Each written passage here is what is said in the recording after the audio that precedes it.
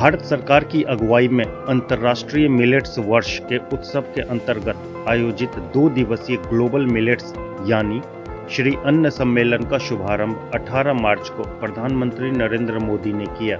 इस उपलक्ष्य में प्रधानमंत्री ने डाक टिकट व सिक्के का अनावरण तथा श्री अन्न स्टार्टअप और श्री अन्न मानकों के संग्रह को डिजिटल रूप में लॉन्च किया। साथ ही केंद्रीय कृषि एवं किसान कल्याण मंत्रालय के अंतर्गत भारतीय कृषि अनुसंधान परिषद ICAR से संबंधित भारतीय मिलेट्स अनुसंधान संस्थान IIMR को बजट में की गई घोषणा के क्रम में उत्कृष्टता का केंद्र घोषित किया। प्रधानमंत्री ने प्रदर्शनी सह क्रेता विक्रेता सम्मेलन मंडप का भी उद्घाटन किया। सम्मेलन में श्री मोदी ने कहा कि श्री अन्न समृद्धि व समग्र विकास का माध्यम बन रहा है। इससे ग्रामीण अर्थव्यवस्था को भी लाभ मिलेगा। प्रधानमंत्री ने विदेशी प्रतिनिधियों को श्री अन्न के लिए भारत की ब्रांडिंग पहल के बारे में जानकारी देते हुए बताया कि श्री अन्न केवल भोजन या खेती तक सीमित नहीं है। भारतीय परंपरा से परिचित लोग किसी भी चीज के आगे श्री लगाने के महत्व को समझेंगे।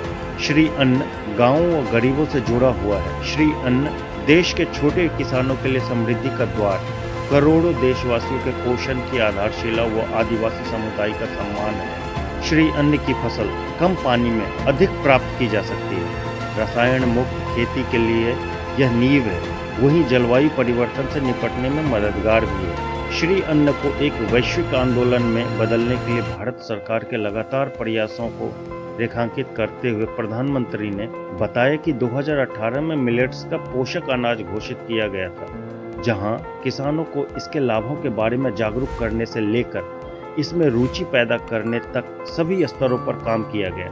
मोटे तौर पर देश के 12-13 राज्यों में श्री अन्न की खेती की जाती है और प्रति व्यक्ति प्रति माह घरेलू खपत 2-3 किलो थी, जो बढ़कर अब 14 किलो प्रति माह हो गई है। मिलेट्स खाद्य उत्पादों की बिक्री में भी लगभग 30% की वृद्धि देखी गई है। वहीं एक जिला एक उत्पाद योजना के तहत 19 जिलों में मिलेट्स भी चुना गया है। श्री अन्न के अंतर्गत मुख्य रूप से ज्वार, बाजरा, रागी, सांवा, कंगनी, चीना, कोदो, कुटकी और कुट्टू आदि को शामिल किया जाता है।